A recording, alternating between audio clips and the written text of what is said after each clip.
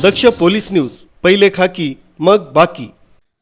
माँ गायत्री मार्केटिंग या योजनेअंतर्गत गुंतवणूक करून तब्बल 9,700 गुंतवणूकदारांची 9,11,80,000 रुपयांची फसवणूक करणाऱ्या मूल सूत्रधाराला गुन्हे शाखा युनिट 2 च्या पथकाने अटक केली आहे।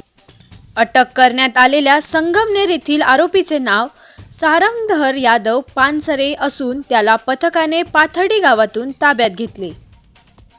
आरोपी पानसरे याच्या विरोधात सरकारवाडा पोलीस ठाण्यात गुन्हा दाखल होता। त्याने तक्रारदार आणि साक्षीदारांना माँ गायत्री मार्केटिंग स्कीम मध्ये सामील करून घेतले।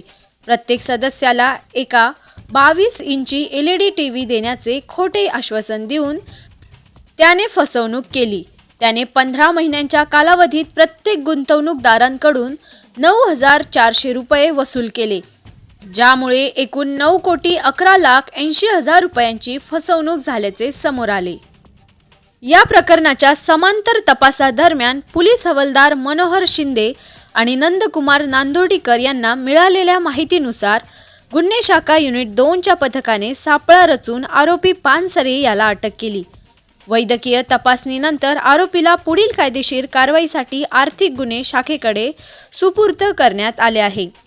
ही कारवाई सहाय्यक पोलीस निरीक्षक हेमंत तोडकर, समाधान हिरे, संजय सानप, पोलीस हवालदार मनोहर शिंदे, नंदकुमार नांदोडीकर, चंद्रकांत गवळी, वाल्मिक चव्हाण आणि सुनील खैरनार यांच्या पथकाने ही यशस्वी कारवाई केली।